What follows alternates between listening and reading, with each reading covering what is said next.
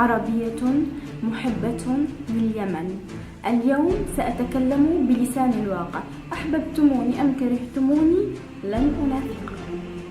أمكم مرهقة متعبة، أمكم مرهقة متعبة تحتضر أن أغيثوني.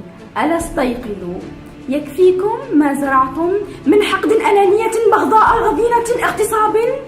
ماذا استفدتم من الحرب؟ ماذا استفدتم من الحرب سوى فرقة حمقاء، شتات، دمار، خراب، تهجير، تهميش، لجوء، موت متعفن، ووطن في خرابه الأخير. أنا عربية محبة لليمن، أنا عربية محبة لليمن، لكني سأقول الحق. الخطأ خطأكم. تركتم حدودا، طوائف، مذاهب، أديان، شرائع تشتتكم.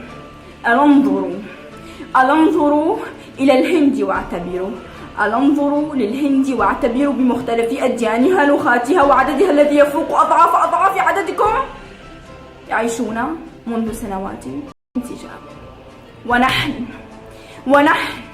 لغة واحدة، دين واحد، رب واحد، نقتل، ندمر، نحرق. اسمي دين السلام، اسمي دين السلام. أنا عربية محبة لليمن.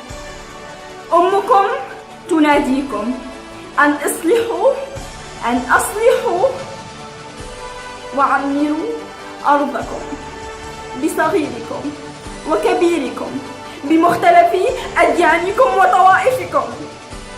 ازرعوا زهور السلام في بساتين اختلافاتكم. أحبوا بعضكم، توحدوا. كلكم إخوة أبناء شعب واحد، كلكم إخوة أبناء شعب واحد.